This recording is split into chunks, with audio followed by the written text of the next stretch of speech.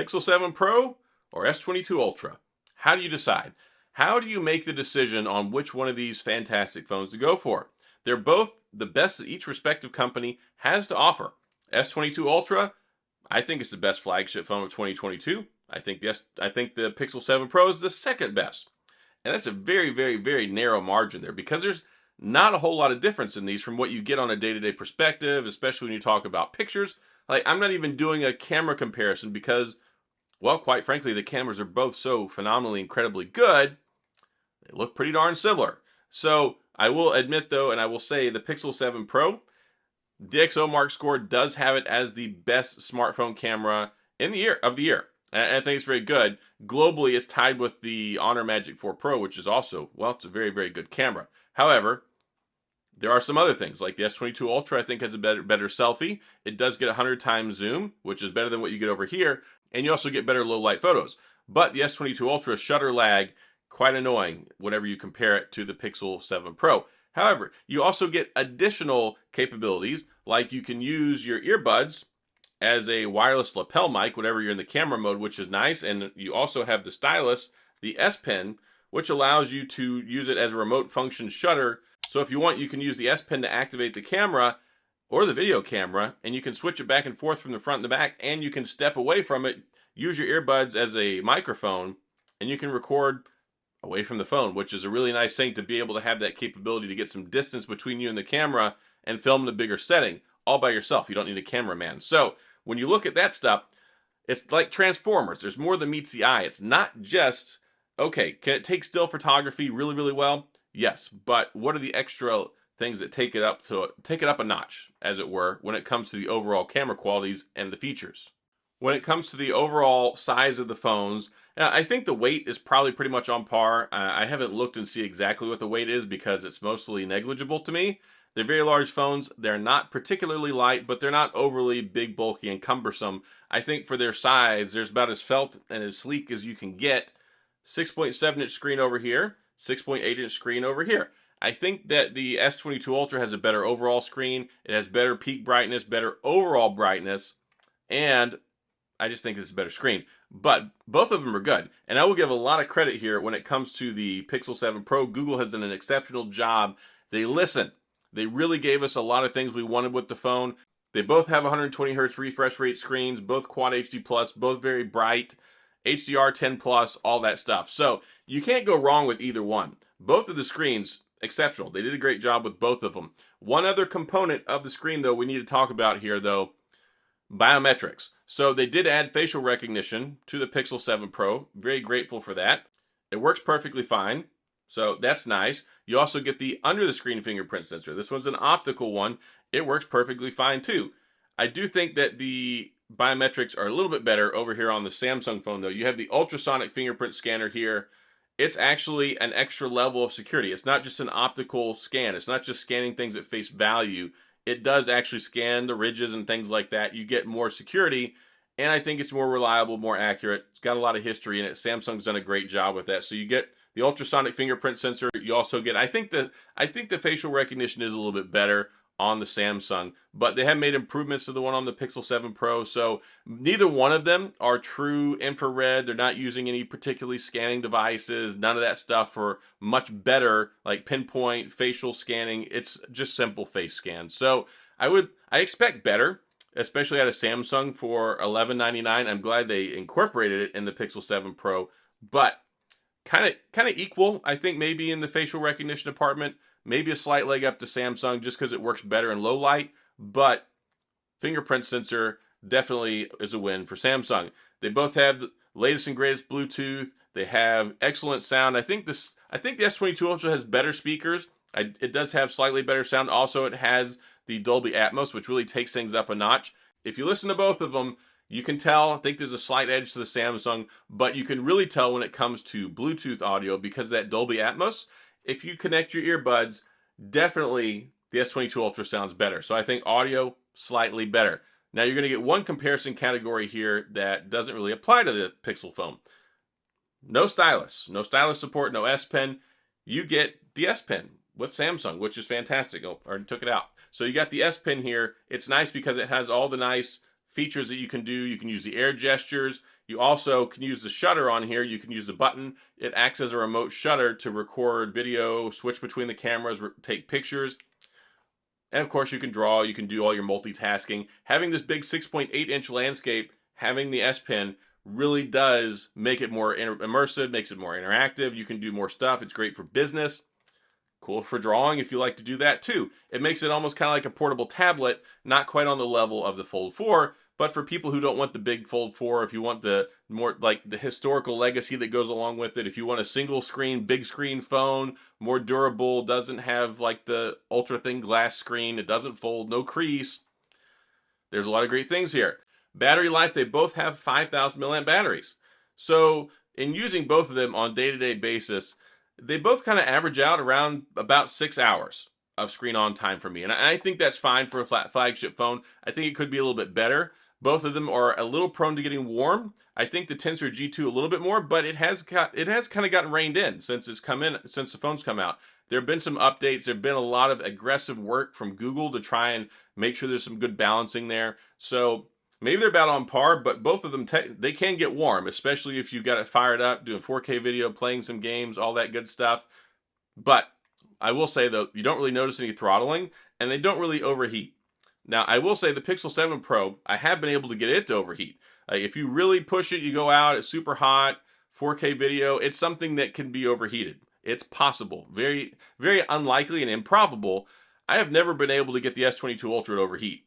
I have taken it outside, 100 degrees, recorded. I have not got it to overheat, even when it's super crazy hot outside. So I think the S22 Ultra is the best this year when it comes to thermals for using the camera and not overheating.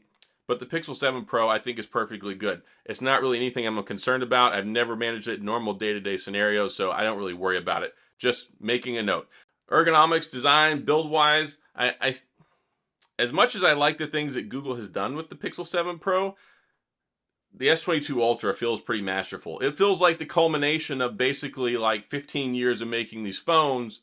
They've got the design down, the screen down. I love the curved edge. Everything about this phone just screams premium. They've done such an elegant job here with the cameras on the back. Then you got the RoboCop visor on the back of the Pixel 7 Pro, which I like. And I've got a little camera bar cover here that protects mine, that covers up my screen, covers up my cameras, which I'm glad I have that because I like the extra protection. But Google's done a good job. This is the second year of this design. They've made it more seamless, unified body. They've got everything molded together. The camera housing and everything is all part of the same body on the phone. So I think they're making advancements, nice, curved. Everything's balanced very well. It's a very well balanced phone. I like that. So I got to give a slight leg up to the S22 Ultra, but Pixel 7 Pro, no slouch. Great job here as well. Power and performance. So the S22 Ultra is powered by the Qualcomm Snapdragon 8 Generation 1. Very powerful. On paper, basically every category but machine learning and AI stuff, it pretty much wins. So you got the Tensor G2 over here. When it comes to smart stuff, computational photography, processing video, processing photos, when it comes to a lot of the other tasks, smart replies, I mean, you've even got the nice thing now where you can get the translation. If somebody sends you an audio text message, it'll convert it to text for you. You get the Google translation, all that stuff. There's so many different things that really are next generation, next level, unique to the Pixel. So, but you also get One UI. One UI 5 is really nice. I love One UI. If I were to look at them, if I could get all the smart features and the cool Google software stuff and put it on top of One UI, that would be like the perfect phone. It would be so great. So I kind of give it a tie. Maybe a slight leg up to the software experience. I know a lot of people really like the stock Android experience. Even though Samsung does have their own apps, it's not bloatware, folks. Bloatware is like the old stuff with AT&T, which of course they still do, where you get your phone and there's like Candy Crush and all sorts of garbage you can't delete already pre-installed on the phone. I don't consider Samsung Pay a bloatware app just because there's Google Pay. So maybe you do, but I think there is a strong distinction there. So I think overall software experience, maybe a slight leg up to the Pixel, also supported for a long time. Pixel, you get 3 years of operating system updates, 5 years of security patches. The Samsung Galaxy S22 Ultra, you get 4 years of operating system updates and 5 years of security patches. So I think that's nice. And now that I think of it, yeah, I think it's pretty much a tie. There's a little bit of software benefits on the Pixel, a little bit here on Samsung. They're both supported up to 5 years. That's fantastic. and you get the quarterly software updates and drops and stuff. So there's a lot, really. And I think it's a big testament to what Samsung's been able to accomplish, because for so long, they were a joke when it came to the software updates and long-term support longevity. Now, I mean, they're keeping Google honest with their Pixel phone. So great there. Overall, you take a look at them, they're both fantastic phones. We'll talk about price. This is going to be a big factor. $1199, baseline 128 gigabytes of storage, 12 gigabytes of RAM. 120 gigabytes of storage, 12 gigabytes of RAM, $899. $300 price difference. Is the S22 Ultra worth an additional $300? For most people, no. I'm just going to flat out say it. I mean, $899, if this were a Samsung phone, and if this were the S22 Plus instead of what Samsung made as a joke of the S22 Plus, people would flock to this thing at $899. The reason there's hesitancy there is because of, one, everything that happened with the Pixel 6 and 6 Pro, Google's reputation also. I mean, let's face it. Google sells only a few million phones a year. Samsung sells like 100 million phones a year.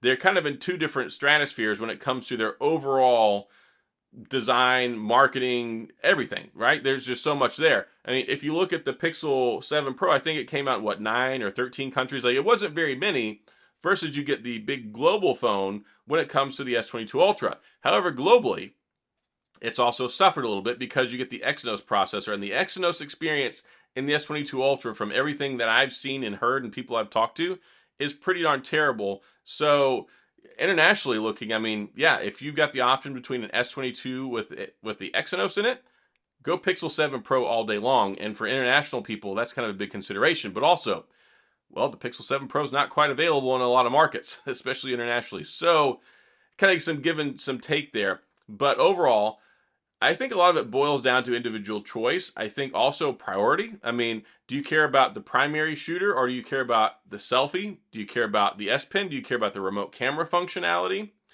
Do you like One UI? Do you like more of the stock Android experience, which isn't even so much stock anymore, because with Material U and all those other things, Google's really ramped up a lot of that stuff here lately. And they really are doing a lot as far as a lot of their software integrations, implementations, and their special things that they do. The call screening is one of my favorite features.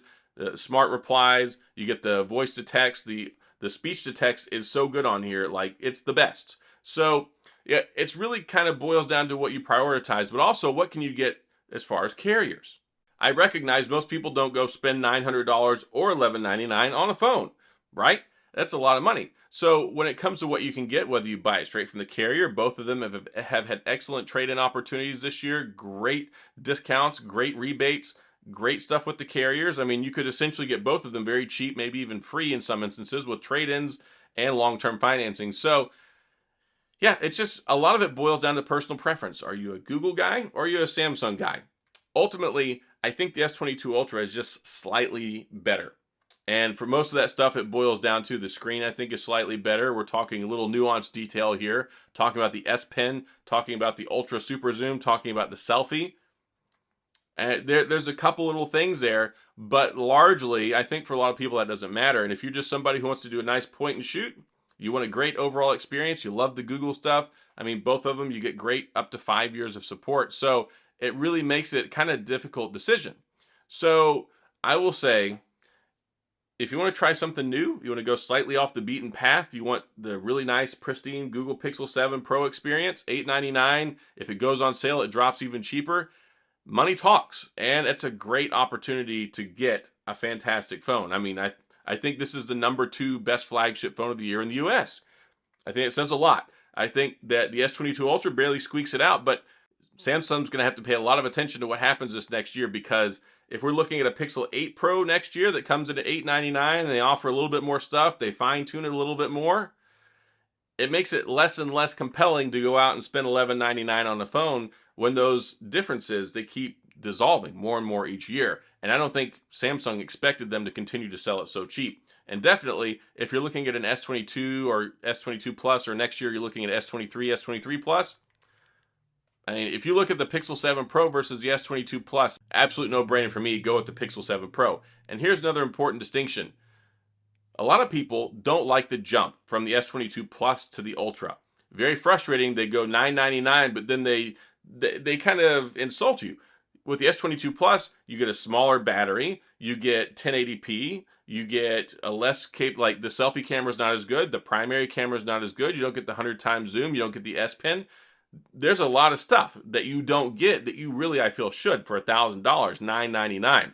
So if they come out with the S23 Plus and it's still kind of the same thing, absolutely. I think the Pixel 7 Pro fills that void for people who would want a large Samsung phone but don't want to pay the extra cost and don't really care for the S Pen. So if you want the maximum best, all the bells and whistles, I think the S22 Ultra wins. If you were going to get an S22 Plus, you want something of that caliber, you want the best Samsung large phone you can get, save a little bit of money, don't worry about the S Pen, go with the Pixel 7 Pro. I think it's a no-brainer. I think it's a great phone, and I think that definitely is a better alternative than the S22 Plus, and probably what we'll see with the S23 Plus as well. So that's kind of my synopsis on both of them. Great phones. You can do anything you want with them, really. Oh, also, I forgot to mention DeX, wireless DeX. I know I mentioned it briefly, but that really does go a long way because you don't get anything like that on the Pixel 7 Pro. So I think the S22 Ultra, I think it's the slightly better phone, but again, you're paying $300 extra, whatever that means to you, your wallet, your pocketbook, your long-term financial planning, and how that works into your life. But both great phones, both excellent phones. You can't lose with either one of them. Plain, simple, period, exclamation point, ... end of story. So that's all I got on my S22 Ultra and Pixel 7 Pro comparison. Hopefully that was helpful for you. If you enjoyed the video, please hit the like and the subscribe button and the little notification bell if you want updates when new videos come out, which is every single day, sometimes twice a day. And if you have any questions or comments, please go to the comment section. We'll talk about it. I know this is a long video, not very orthodox. I mean, I don't go and shoot a whole bunch of B-roll and side-by-side stuff. Look, I've reviewed both of these a lot. I made tons of videos about them. You can find them on my channel. If you want to see something that's shiny, all the B-roll, all those great things where you're just going to get a commercial with a little bit of meat and potatoes, and go watch an MKBH video. MKBHD makes fantastic videos showing off all that stuff. He is the king of high quality, high resolution entertainment, kind of taking a look at phones. I've used both of these extensively since they've come out this year. Done a lot of comparison stuff, done a lot of soul searching when it comes to these two phones, and I just gave you my thoughts and my feels on them. So hopefully that was something that was helpful to you in your research and buying decision. So that's all I got. As always, thanks for being here. I appreciate you watching, and I'll see you guys next time.